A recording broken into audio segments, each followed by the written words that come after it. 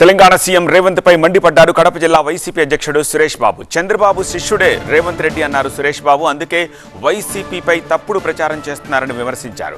జగన్, అవినాష్ తమ పదవులకు రాజీనామా చేస్తారంటూ దుష్ప్రచారం చేయడం దారుణమన్నారు.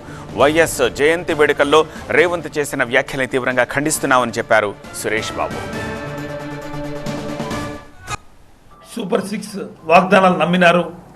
మా సంక్షేమ పథకాలతో పాటు వాళ్ళ సూపర్ 6 కూడా కొనసాగాలని, ప్రజలకు అందరికీ చేరుకోవాలని మేము ఆలోచన చేశాం. కేవలం పట్టుమని 24 రోజులు కాల జగన్మోహన్ రెడ్డి పార్లమెంటుకు పోతున్నాడు,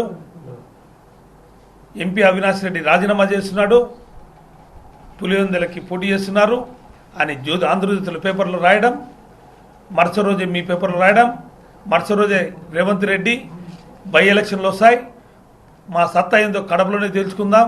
ఒక తూరి బుద్ధిలే కాంగ్రెస్ పార్టీకి. బై ఎన్నికల్లో ఒక తూరి గడప దెబ్బ ఢిల్లీ అబ్బన్నట్టుగా 5,42,000 మెజార్టీ చూపించాం. ఇంకా బుద్ధి లేకుండా ఈ ఎన్నికల్లో వచ్చి బై ఎలక్షన్లు వస్తాయి, జగన్మోహన్ రెడ్డి గారికి ప్రభుత్వంలో గల్లీ గల్లీ తిరుగుతాడంట. కడప జిల్లాలో రేవంత్ రెడ్డి వచ్చి గల్లీ గల్లీ తిరుగుతాడంట. ఇట్లా మాట్లాడడం ఏమనే చర్య? మేమంతా ఖండిస్తున్నాం.